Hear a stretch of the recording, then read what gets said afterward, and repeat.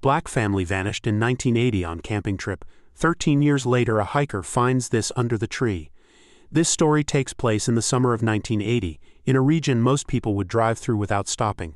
The low hills and dense pine stretches surrounding Miller's Bend, a small and fading town tucked into the backwoods of northern Arkansas. The kind of place that rarely made the news, where roads curved out of sight and phone lines crackled even when the weather was clear. Back then, Miller's Bend didn't have much. A gas station, a general store, and a sheriff's office that hadn't had a new coat of paint since 1964. The Bryant family, Thomas, his wife Rochelle, and their two kids, Malcolm age 9 and Tamara age 6, were one of the few black families living in nearby Westport, a mid-sized town an hour and a half west of the Bend. Thomas worked in logistics for a regional trucking company, while Rochelle was a nurse's assistant at the local clinic. By all accounts, they were kind, quiet, and rarely in the spotlight. Church on Sundays, block parties in the summer, nothing to suggest what would happen next. On the weekend of July 19, 1980, the Bryants packed their station wagon and headed out for what was supposed to be a short 2-day camping trip in Whitaker Forest, just east of Miller's Bend. The campground, Site 9 according to the handwritten reservation, wasn't official. It was one of those locals-only spots, not listed on maps but talked about in town like a shared secret. A clearing near the base of a tall bluff, shaded by old-growth pine trees, with just enough space to pitch a tent and hear nothing but the wind and the birds. They never came back. The first sign that something was wrong came 3 days later. Rochelle didn't show up for her shift at the clinic. That wasn't like her. She was the kind of woman who came in early, brought extra sandwiches for coworkers, and called in even when her kids had the flu. A nurse named Clarissa called their house. No answer. She drove by after her shift. The mail was still in the box. Their dog, an older mutt named Henry, was pacing in the backyard, food bowl empty, howling. That night, Clarissa called the Westport police. An officer checked the house the next morning. Nothing inside was disturbed. The beds were made, plates were clean, Rochelle's uniform was still laid out for Monday, but the family's camping gear was gone. So was the car. The case was forwarded to the Miller County Sheriff's Department. Sheriff Raymond Duvall, who'd been in office for nearly 18 years, dispatched a deputy to check the Whitaker Forest area. 2 days of searching yielded nothing. No tire tracks, no tent stakes, no trash. The forest, dense and unkind to visitors, offered nothing in return. Over the following weeks, local volunteers, park rangers, and eventually a small federal search team joined the effort. Dogs were brought in, helicopters swept over the trees, old logging trails were explored, but the Bryants had vanished like smoke. No wrecked car, no personal items, not even a footprint. The story made the regional papers. Family of 4 missing in Arkansas woods. But then the national news shifted to an oil spill in the Gulf. Then to the upcoming presidential election. The Bryants faded into rumor. Theories ranged from tragic accident to planned disappearance. Some whispered about cult activity, others about racial violence in the hills. But no evidence ever emerged. By the spring of 1981, the official investigation had gone cold. Sheriff Duvall retired the next year. The file was moved into storage. The Bryants became a ghost entry in the county records. Then, 13 years later, in the fall of 1993, something surfaced. A hiker named Jonathan Wexler, 41, was walking a rarely used trail near the eastern edge of Whitaker Forest. He'd been trying to photograph early morning fog patterns, his words. When he veered off the path to chase a low-hanging cloud moving through the trees, that's when he found it, a tree. Old, gnarled, split at the base like lightning had once tried to rip it in two. But what caught his attention wasn't the tree, it was what was under it. Wexler later told authorities that he saw a small bit of fabric poking out from the roots. Something pale. When he leaned down and brushed away the dirt, he uncovered more, part of a jacket, heavily decayed, and then something hard. A plastic case buried just beneath the surface. Not a suitcase, not a storage box, something older, faded, institutional. He didn't open it. He called the Rangers, who in turn contacted the sheriff's office. The contents of that case were never officially released. What was confirmed is this: inside were personal items identified as belonging to the Bryant family. A photograph, a pocket Bible with Rochelle's name inside, a set of toy binoculars, and something else, an object wrapped tightly in wax paper and cloth, badly degraded, that was immediately sealed and taken by federal agents after being examined for less than an hour. Within 2 days, the area was cordoned off. The tree was cut down and removed. Wexler was interviewed repeatedly, then stopped returning reporters' calls. A new sheriff, Timothy Hall, refused to comment on what he called an ongoing federal matter. The original case file was reclassified and relocated. And once again the Bryants were gone, but something had changed because now there was a pattern. Quiet rumors began circulating about similar objects found in other forests, sealed cases, buried deep, containing names that had never made it into the newspapers. People who had disappeared just as quietly. And always the same thing, an old tree, a sealed container, something inside that couldn't be explained. But the Bryant case, it never really left, because there's one detail that's never been made public. Something only those who worked the scene in '93 would know. Something that one anonymous ranger mentioned in a letter sent to a regional journalist before retracting it and going silent. That detail was this. The roots of the tree weren't growing around the container, they were growing from it. The photograph found in the container was heavily damaged, water-streaked and faded with age. But it was clear enough to make out the silhouettes, 4 figures standing in front of what looked like a campsite, 2 adults, 2 children. A rust-colored tent sagged behind them. It was taken at dusk, light slipping away behind the trees. But something about the shadows was wrong. One ranger reportedly said it looked like there was a 5th figure, partially hidden behind a tree to the far right, barely visible, but there, that part of the photo was ripped, cleanly, precisely, as if someone had tried to remove the figure but left the outline behind. When Jonathan Wexler gave his statement, he included a small detail that didn't make it into the official reports. He said he felt sick the moment he touched the container, not nervous, not frightened, sick, nauseated, dizzy, like something behind his eyes had gone out of focus. When he looked away from the box, the feeling passed. But the moment he turned back toward it, it returned. Wexler stopped talking to press within a week. A neighbor later said he quit his job, sold his house, and left town without saying where he was going. The last known trace of him was a bank withdrawal in southern New Mexico, 6 months later. The ranger who first opened the container, Mark Chilton, left the department not long after. His resignation letter wasn't made public, but 2 different sources described it as incoherent. One page was reportedly blank, the other contained only the phrase, "We were never meant to find them." In the months that followed the discovery, investigators re-examined the original 1980 case. Sheriff Hall reopened the search logs. The site where the tree had stood was excavated in secret, but no additional remains were found, no camping gear, no car, no human remains, just earth roots, and the faint impression of where something square had rested in the soil for a very long time. The tree itself, cut down and hauled away, was stored briefly in a local maintenance barn before it was collected by men claiming to be with the Department of Agriculture. No paperwork, no identification. They arrived in an unmarked truck, loaded the tree into a covered trailer, and left without signing anything. The maintenance worker on duty that day, a man named Wallace Bruner, said the moment they opened the trailer, the temperature in the barn dropped. He described it like stepping into winter, even though it was late September and nearly 90 degrees outside. But it wasn't just the temperature. He said the bark of the tree was covered in something that looked like frost, or ash. Fine, white and powdery. When he touched it, it clung to his fingers. He tried to brush it off, but it seemed to sink into his skin. He wore gloves after that. But for weeks afterward, he complained of vivid dreams, of standing in the woods, watching someone dig over and over, but unable to move. Bruner quit 2 months later. Moved to Oregon.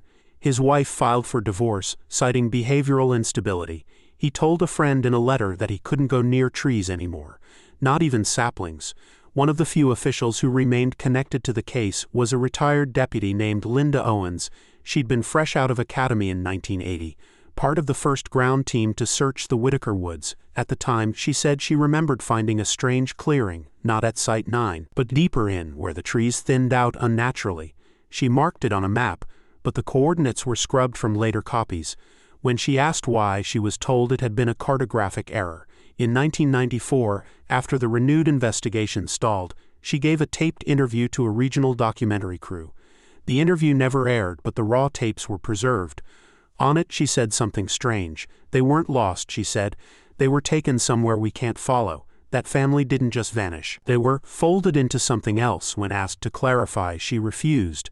Weeks later, her house was broken into. Nothing was stolen, but the tapes, which she'd kept copies of, were gone. The documentary crew received a cease and desist letter from a law firm they'd never worked with before. The project was shelved, but one of the crew members, a sound engineer named Teresa Glenn, kept a personal copy of the audio. She eventually uploaded part of it, illegally, to a forgotten web archive. It never gained traction, lost among thousands of fringe conspiracy posts. But those who listened noticed something at the end of the recording.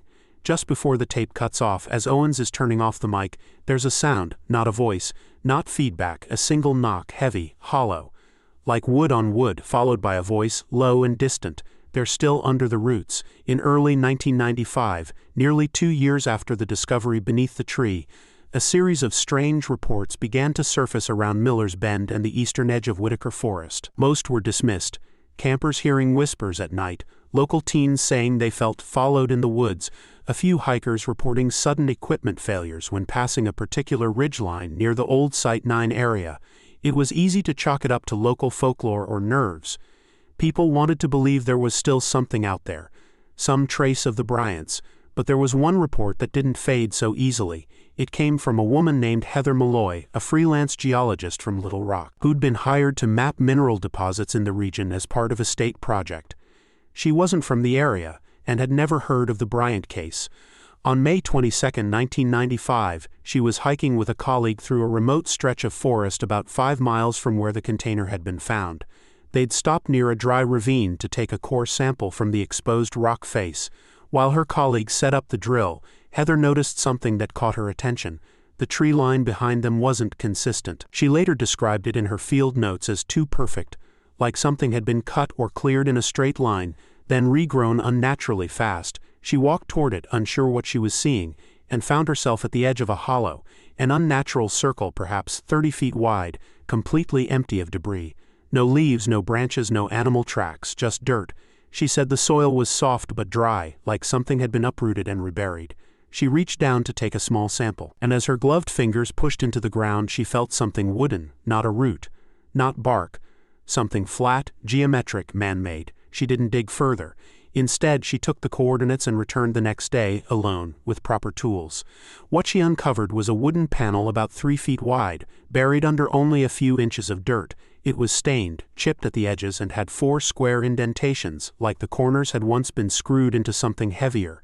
She assumed it was part of an old structure, maybe a collapsed hunting blind or an old ranger post. But the moment she pulled it up, she saw what was underneath.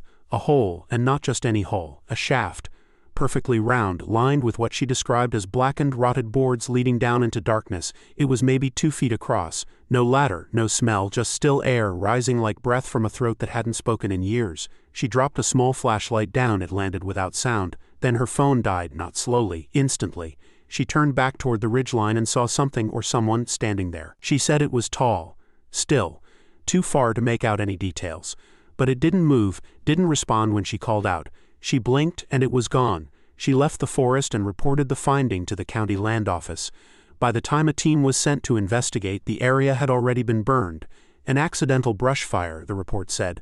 The wooden panel was gone, the soil scorched, no trace of a shaft. But Heather, terrified and confused, began researching the region's history. She started with fire records, then property maps, then back issues of local papers. That's when she found the name Bryant, and that's when she realized the hole she found was less than half a mile from the original 1980 search zone. She went to the Miller's Bend Library and asked for the old case files. She was told they'd been removed by federal request in 1993. So she drove to Westport, found the street where the Bryants used to live. The house had long since been sold, repainted, its yard dug up and redone. But an old woman across the street, Mrs. Laney, still lived there. She remembered the family. Nice folks, she said, always polite. Kids were quiet. Something was off with the boy, though. He used to draw in the driveway, circles mostly. When Heather asked if anyone ever came looking for the family after they vanished, Mrs. Laney frowned. A few men in suits months later, not police. They didn't ask much, mostly looked around the back fence, then left. Then she said something odd. One of them dropped something. I still have it somewhere. She came back a few minutes later holding a small, rusted metal tag, like a locker plate or ID badge. The number was almost unreadable, but one line was still clear. For internal retention only, property 12D. Heather took a photo and left. That night, her apartment was broken into. Nothing was stolen, but her laptop was wiped, her field equipment damaged. Her voicemail inbox had been reset. She tried contacting the geological board, no response. Even her supervisor went silent. 2 weeks later, she disappeared. Her car was found near the same trail where she'd first found the shaft. Her camera was inside, memory card removed. Her maps were gone. On the seat was a note written in her handwriting. "I thought it was a place. But it's not. It's a pattern. It's happening again." By the fall of 1995, the case had shifted entirely into whispers. Official agencies stopped acknowledging any open investigations.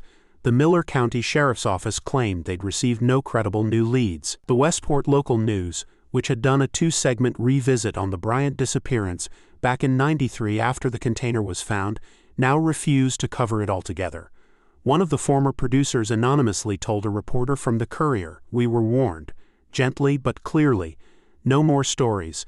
But a few people kept digging. Not journalists, not law enforcement, just people, locals, curious neighbors, amateurs on early message boards. One of them was a man named Dennis Farrow, who'd grown up in Miller's Bend and still lived on the edge of town, about 3 miles from the Whitaker Forest trailhead. Farrow wasn't a conspiracy theorist by nature. He worked maintenance at the local water treatment plant, coached baseball on the weekends, and rarely left town, but something about the Bryant story had always stuck with him. He'd been 16 when they vanished, and he remembered overhearing the old Sheriff Duvall say at a diner one morning, "We didn't lose them. We just weren't supposed to find them." For years, Dennis thought it was a metaphor, local cop being cryptic. But after the 1993 discovery and the sudden disappearance of Heather Malloy, he started to revisit his own memories. And one thing jumped out at him. The week the Bryants went missing, he and 2 friends had been out riding dirt bikes along the fire roads that crisscrossed the hills. They weren't supposed to be there, technically trespassing, but everyone did it. And that Saturday morning they passed a strange caravan parked along an old service path, 2 white vans, a sedan, and a forest green station wagon that looked a lot like the one the Bryants had owned. He remembered it because one of the vans had weird markings on the license plate. No state, just a 4-digit number, and the letters AFI in small print. One of the men standing outside wore a jacket with no patch, just a silver pin on the collar. Dennis never told anyone. He assumed it was just park rangers or out-of-town hunters. But now he started wondering what if that was the last time anyone saw the Bryants' car. So he returned to the fire roads that fall. Not riding this time, walking, mapping, comparing what he remembered with updated trail maps. And on a late October morning he found something. At the end of a washed-out path near a stretch of collapsed fencing was an area of disturbed soil. Not recent, old, grown over with weeds, but underneath, barely visible, was the corner of something metal. It took him an hour to dig it out. It wasn't big, maybe the size of a suitcase, boxy, no handles, no latches, just a small, recessed circle in the front, as if it required a key. The surface was stamped with a serial number and one word etched beneath it, "Re-entry." Dennis brought in a friend who'd done contract work for the city's electrical department. Together, they tried to force it open. They managed to wedge one edge up enough to pry the panel loose. Inside was a cassette recorder, old, analog. Half of it corroded by moisture, but the tape inside was intact. They played it. The audio was scratchy, muffled. But what they heard was enough to make them stop the tape and leave it running on the table in silence. The voice was a child's. A girl, maybe 6, maybe 7, she was singing softly, slowly, a lullaby, though the words didn't match any known song. Then a man's voice, flat, emotionless, said, "Day 3. Subject 4 displays rhythmic auditory displacement, no visible distress, no response to visual prompts, tree line remains static, will attempt phase 2 within 48 hours. Then silence, then something else breathing, not from the girl, not from the man, from something near the mic, close, wet. Then the tape cut out. They played it once more, recorded it, then turned it over to a friend in Little Rock who claimed he had contacts in public records. That friend vanished 3 days later. His house was found locked from the inside, no signs of struggle, the copy of the tape gone. Dennis kept the original, hid it somewhere he never disclosed, but he began getting calls. No caller ID, no voice, just clicks, tones, sometimes static, sometimes a knock.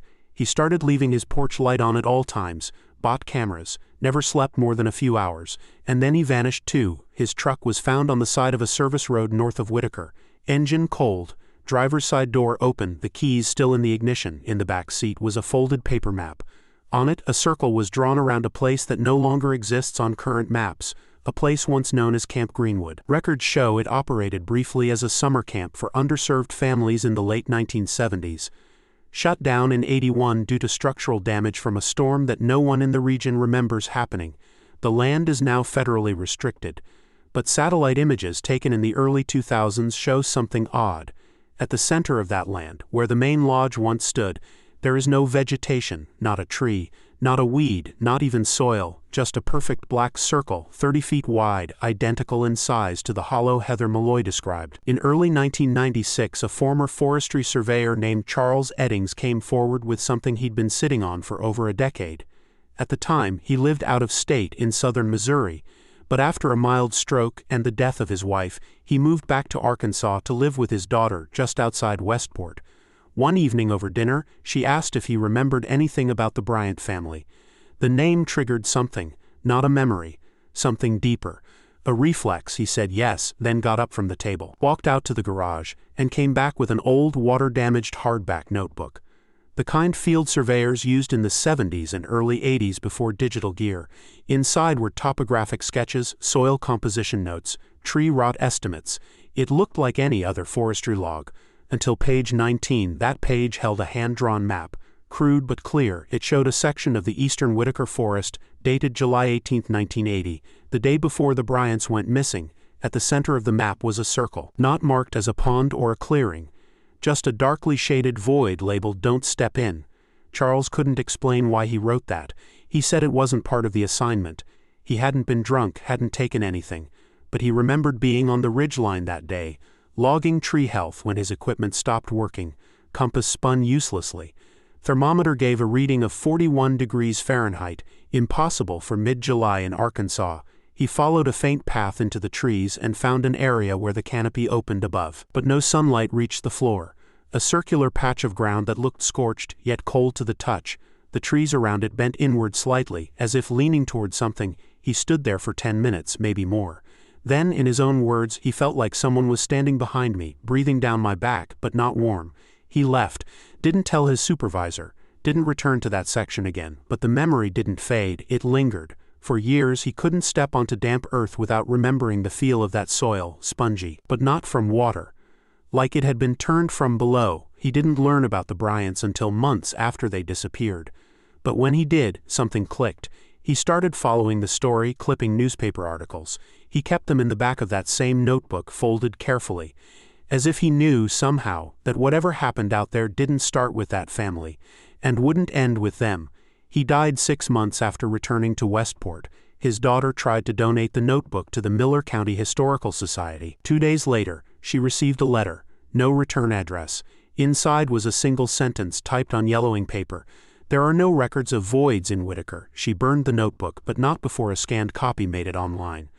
A small forum devoted to lost persons and vanishing clusters circulated the map in late 1997. Most dismissed it as a hoax. But one user, Orville South 84, posted something that made people pause. He said the drawing matched an area his father had circled in an old hunting log from 1973, an area he and his brother had been told never to enter, even though it had no trail markers or official restrictions. Their father claimed it was a bad patch.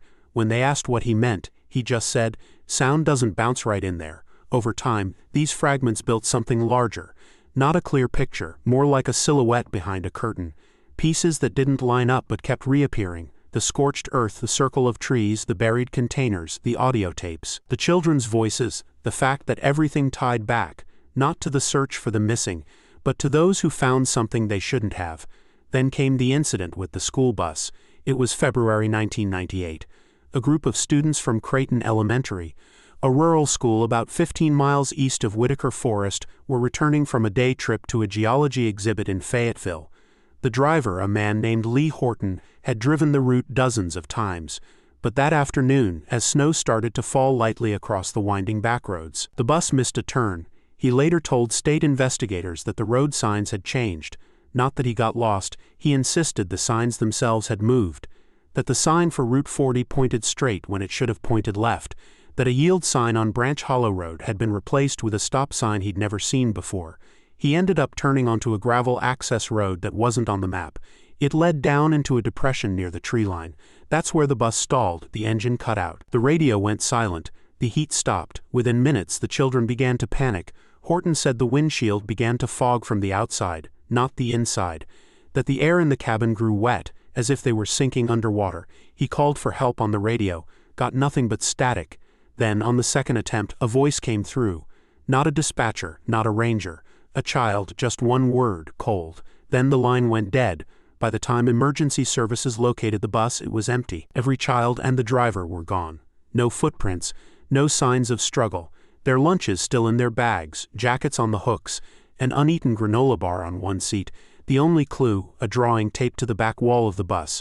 It wasn't there before the trip. No one recognized it. Crayon on printer paper.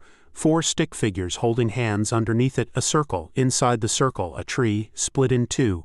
The disappearance of the Creighton Elementary students made the local news for exactly 2.5 days. After that, the story was pulled from the air, not faded, pulled. News outlets issued identical retractions, citing miscommunication and clarified jurisdiction. The official statement released by the state claimed that the bus had been recovered empty after a mechanical failure, and that the children had been accounted for following temporary misrouting.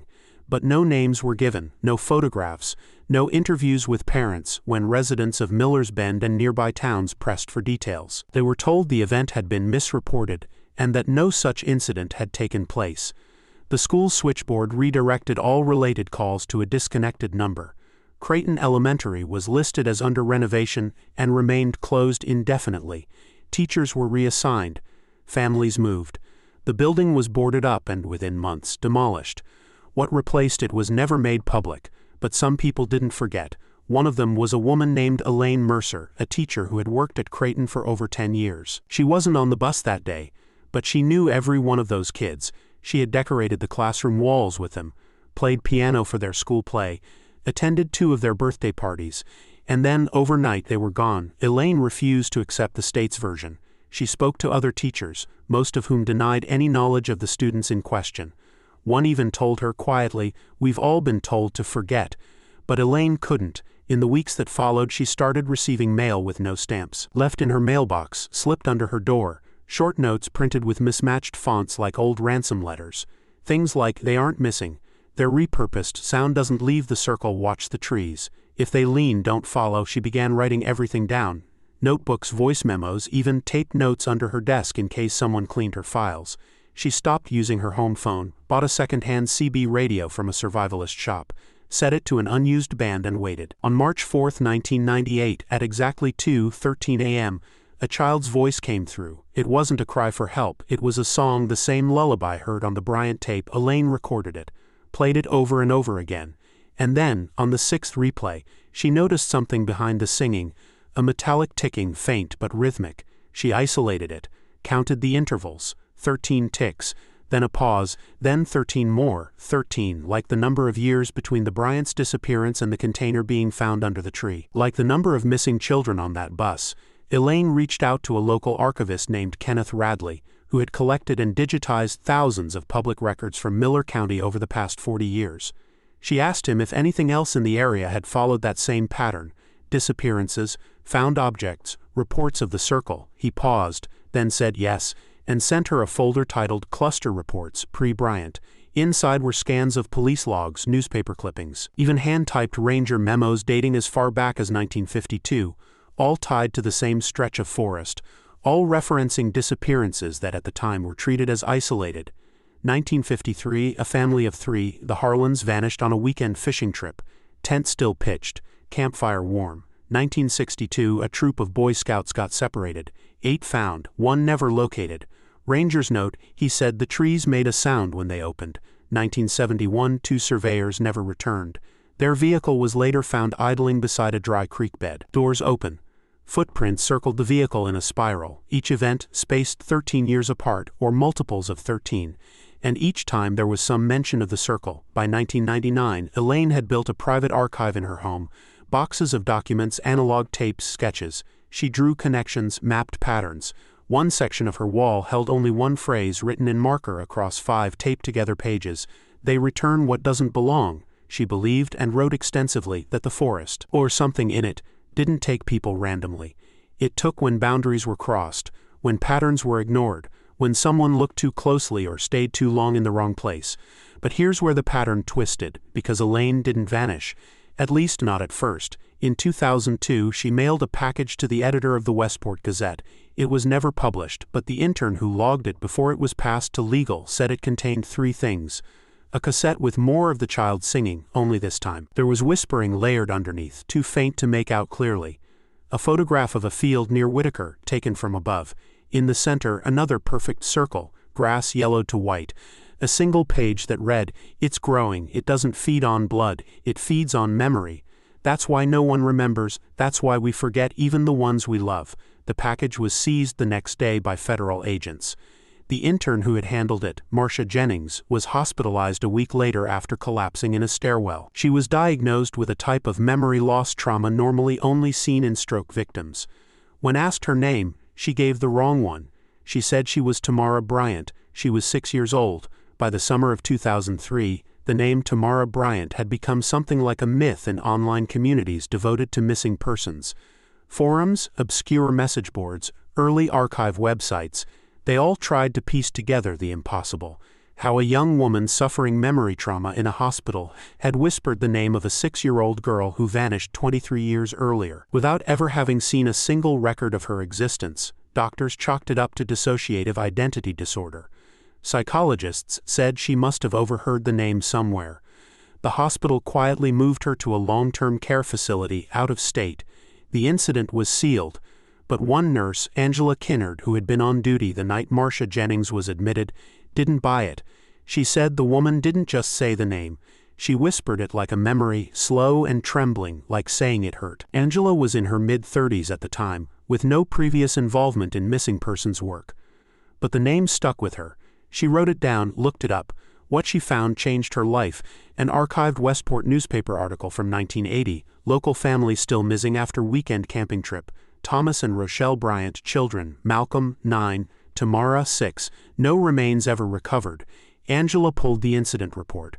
The scanned image was almost unreadable, but the timestamp of the missing persons file and the weather report from that week still aligned. She began tracking everything she could find, quietly, obsessively. And the deeper she dug, the more she realized that the Bryant family was just one point in a web of disappearances that were never really closed, not dismissed, not resolved, just erased. She took a leave from the hospital, traveled to Miller's Bend, spoke with former rangers, janitors, anyone who had been around in the 1980s. Most of them were reluctant. Some gave her blank stares, others laughed nervously and changed the subject. But one, a former utility repairman named Alton Briggs, told her something that chilled her. "You're not supposed to look for them. That's the whole point. That's the only thing keeping it quiet." Forgetting Angela asked what he meant. He wouldn't say. But before she left, he handed her a yellowed photograph he claimed he had kept in his truck since 1993. It showed the base of a tree, broken, hollow, taken at night. Just behind the split trunk, visible only if you looked carefully, was a small hand reaching up from the dirt. The photo had no date, no caption, but on the back someone had written, "Under the roots, they remember." Angela returned to Westport, shaken. She started compiling a timeline of disappearances and connected phenomena around Whitaker Forest going back 70 years. She noticed something that no one else had. Not just the intervals, 13 years, a perfect cycle of silence and then surfacing, but where the disappearances occurred. They were shifting slowly, outward, like ripples. The center point, a grove of trees that no longer appeared on any map, now government-restricted land labeled Survey Parcel X12. But older maps listed the same area as Pine Acre Hill, and beneath that hill, if the maps were to be believed, was a limestone sinkhole, sealed in the 1930s after multiple accidental burials during early land clearing operations. Angela tracked down a copy of a miner's log from 1935, recovered from a flooded storage building in Baxter County. In it, a foreman named James M. Goddard described a cavity under the ridge with unnatural stillness.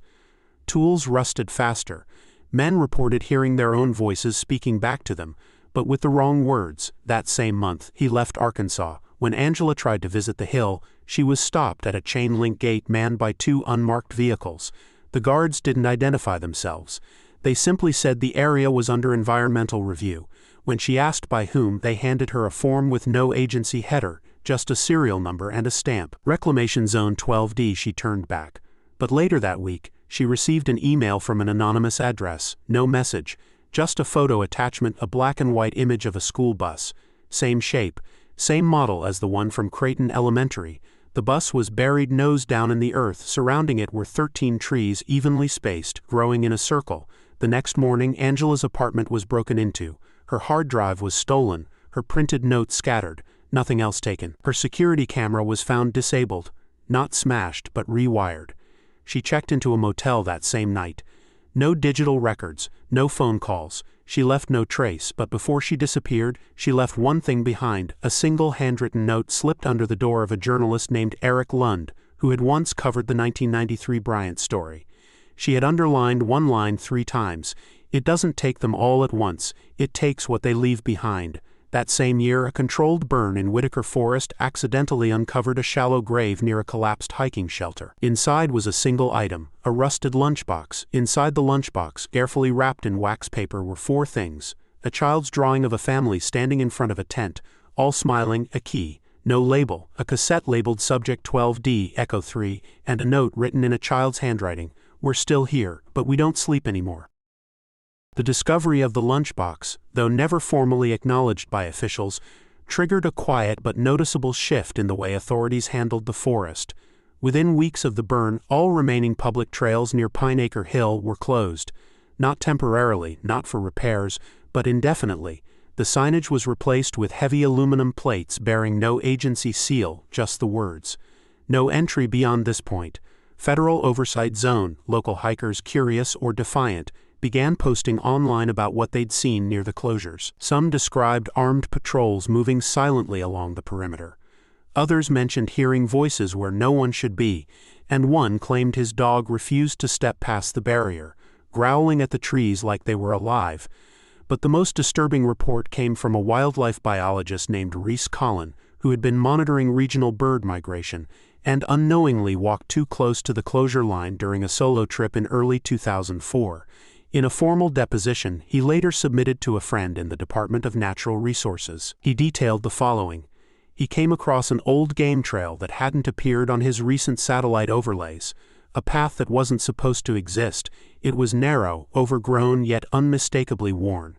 It led to a clearing roughly 25 meters in diameter. In the center stood a single metal pole 6 feet high, with a reel-to-reel recorder bolted to the top. It was running.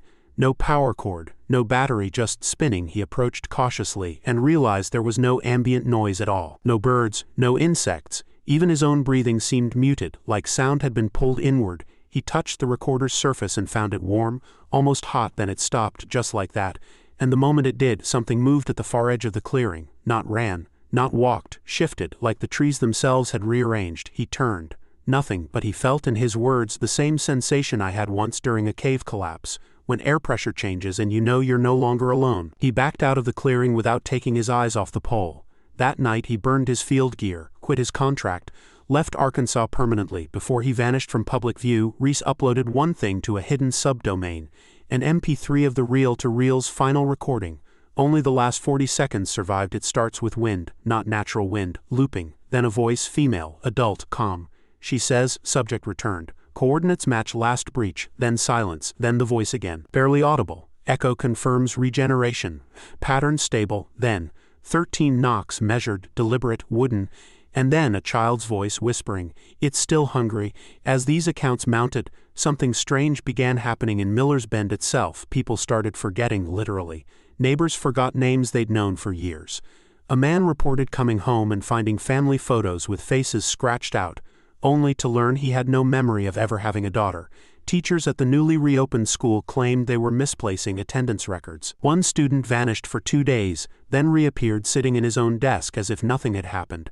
When asked where he'd been, he simply said, "Where the tree told me to wait." He was 7 years old. The boy was pulled from school by his parents, who refused interviews. They left town within the week. Back in Westport, Eric Lund, a journalist who had received Angela Kinnard's final note, had begun quietly collecting his own archive. He had no institutional backing, no federal clearance, just hundreds of files, unmarked tapes, whispered stories, and a growing paranoia that he was already too late. One tape, mailed to him without return address, contained an interview with a man who identified himself only as Tom. His voice sounded old, measured. He claimed to have worked on a containment protocol near Whitaker during the late 1980s. According to him, The forest wasn't just being watched, it was being fed, or calmed. He described the placement of focus objects beneath certain trees, old items with personal history, intended to anchor the disturbances to memory. He called them waits, and he claimed the Bryant family was one of the first times a wait failed. It got too curious, he said, too aware. The girl, Tamara, she heard something, spoke to it. That shouldn't have been possible. Eric asked what it was. The tape goes silent for a full 12 seconds. Then the man says, "I don't think it has a name. I think it used to be part of this world, and now it's not, but it remembers what it lost." When Eric tried to trace the call, the number led to a defunct post office box registered to a long-dissolved environmental consultancy. But the tape arrived with one other item, a folded map hand-marked with 13 X's, each one corresponding to a previously reported disappearance. In the center, drawn in red ink, a single circle. No label, no roads, just 2 words, "Do not open." Eric never published his story. His apartment was found vacant in March 2005, rent unpaid, mail uncollected. His files gone, all that remained was a single post-it stuck to his fridge door. On it was the familiar phrase, "They don't take you. They take what you forget to protect," and in the bottom corner, faint and fading, 13 years since the lunchbox, in 2006, 13 years after Jonathan Wexler had found the sealed container beneath the twisted tree in Whitaker Forest, the one that reignited everything. The hiker came back. At least that's what people say. He disappeared not long after the initial discovery in '93. Sold his house, quit his job, dropped completely off the grid. For over a decade, no one heard a word from him. Not even his brother, who'd gone on record in 1998 saying he believed Jonathan was either dead or somewhere he couldn't come back from. But in September 2006, a blurry trail camera image surfaced on a local hunting forum. A man, tall, bearded, wearing a green jacket and carrying a weather-worn canvas satchel, was photographed walking through a fire road that had been sealed since the 90s. The timestamp reads September 11, 03, 7 a.m. The road was just outside the restricted zone of Pine Acre Hill. The man was heading in. A week later, the same camera captured another image. Same man, same satchel, now barefoot, no jacket, hands at his sides heading back out. But here's the part that never made the news. In the second image, his shadow was missing. 2 days after that image was posted online, the hunting forum was deleted in its entirety. No warnings, no shutdown notice. Every backup link broken. The user who posted the image, screen name CR0SSDI, never logged in again. But someone had saved the image. It began circulating privately among people who still tracked what they called the root pattern. Not quite a cult, not quite a conspiracy group, just people, scattered across different towns, states, even countries, who'd seen enough or lost enough to stop calling it coincidence. One of those people was Marla Jameson, a school counselor from Hot Springs who'd been quietly investigating strange behavioral reports from kids across several districts. The symptoms were always similar. Sudden loss of memory, drawings of trees with no roots, nightmares featuring the circle that hums, a growing irrational fear of wooden things. But what shook her the most was a case in 2005 involving a girl named Eliza, age 8, quiet, well-behaved, no history of trauma. One morning she walked into Marla's office and placed a folded paper on her desk. On it was a perfect spiral drawn in crayon, with 13 loops. At the center, a figure of a girl inside a hollow tree. Around the spiral, she'd written the same sentence 13 times. "I remember what they forgot." Eliza wouldn't speak after that. She was pulled from school a week later and never re-enrolled. Her parents moved. Their forwarding address led to a vacant lot in another state. Marla dug deeper. She found school reports going back decades, children exhibiting nearly identical behavior, always in the same rough geographic spread, always after major fire events, soil shifts, or unsanctioned excavation near Whitaker and surrounding parcels. She began corresponding with others in the root pattern group, shared images, case files, recordings. One of the members, a former DNR technician from Colorado, sent her a heavily redacted document titled Subject Entity, Project 13D, ROOTSPINE. It was only 2 pages long. Most of it was blacked out, but the few readable lines changed everything. Entity interaction remains conditional on proximity to unanchored trauma. Primary activation appears responsive to voided memory clusters. All subject families share multi-generational loss events within 1-year margin of activation. Anchoring protocol remains inconsistent. Object placement has a temporary effect. Most effective are personal items imbued with unresolved guilt. The Bryant vector continues to demonstrate high recurrence patterns. Recommend indefinite delay of further containment operations within Zone X12 until Variable D is accounted for. Variable D. Everyone in the group believed it stood for Danielle Bryant. But Marla had another theory. She believed D was the entire family, that the Bryant disappearance wasn't an accident or even a test, it was an anchor, a seed. And then, on a quiet morning in 2007, a storm rolled through Whitaker Forest. No warning, no buildup, just clouds tearing open the sky over 1 square mile of ground, rain, wind, hail, and thunder, all confined to that one section. Doppler radars couldn't explain it. Weather centers never logged it. The next morning, a ranger patrol discovered a fresh clearing near the edge of the federal closure line. A perfect circle, at the center a tent collapsed. Canvas faded to gray, inside 4 sleeping bags, empty. Outside the entrance a child's lunchbox, rusted, partially buried. Next to it, a laminated photo, half covered in mud. It showed a black family of 4, smiling in front of a pine tree, dated July 1980, on the back, written in faint marker. "We stayed too long, but we never left." In the fall of 2007, following the discovery of the collapsed tent and the photograph in the forest, there was a subtle but unmistakable withdrawal from the area.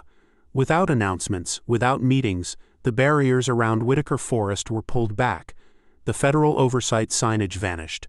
Roads that had been closed for years were quietly reopened, and public maps, both digital and printed, began to reflect the area once again as just another stretch of state-owned woodland. It was like nothing had happened. But something had. Over the next year, quiet changes rippled through the surrounding counties. People reported unfamiliar landmarks. A creek that had never existed now ran through part of Whitaker's lower basin. A ranger station, long believed to have been dismantled in the 90s, reappeared on some archived maps, except no one remembered it ever being there. A faded billboard for a non-existent campground was spotted along Route 14, advertising Green Hollow Family Retreat. Return to what matters. No such retreat had ever been registered, and in the town of Westport, the old Bryant home was listed for sale again. It had been vacant for years. Its windows were boarded, and its paint blistered from decades of sun. But when a real estate photographer entered the house to take photos for the listing, he found the kitchen lights on, a kettle still warm on the stove, and a set of 4 chairs pulled out from the table, as if someone had just stood up and walked away. There was no power connected to the house. The photos were never posted. A month later, a group of volunteers doing reforestation work just outside the original restricted zone found a patch of trees growing at an unnatural angle. The roots, instead of digging into the earth, appeared to be pulling up from it, like claws. Beneath the center tree, tangled in roots, they found something else, not a container, not a photograph, but a child's voice recorder. The kind sold in toy stores in the 1980s.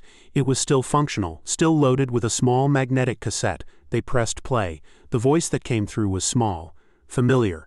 "Hi, my name's Tamara. We're out camping, it's almost dark, and Daddy says we can't go too far from the trees. But I found a funny rock, and Malcolm says it hums if you hold it real close. Pause, it's getting louder now. I think something's under us. Mommy says it's just the wind," but another pause, then a whisper. "What if the trees are lying?" End of tape. That winter, the Root Pattern Group disbanded. Their archives, meticulously built over more than a decade, were deleted. Members stopped responding to messages. Entire usernames vanished from public records. One admin left a final post that simply said, "It's not just about remembering anymore. It's about what we remember wrong." And now, in 2025, nothing remains of the Bryant case on record. FOIA requests return empty. State archives list the family as having relocated.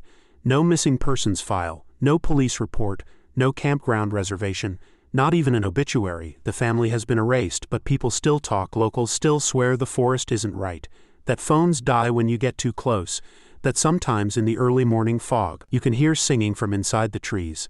A lullaby just barely out of reach. And hikers once in a while stumble onto perfectly round patches of bare soil, no grass, no roots, no tracks, just stillness, pressure, like the air itself is waiting for something. And in the very center, always the same thing, a small laminated photograph, a black family smiling underneath, written in faded ink. "We left too late," and nothing else. The case was never closed, because maybe it was never supposed to be. Because some families don't go missing, they get remembered wrong.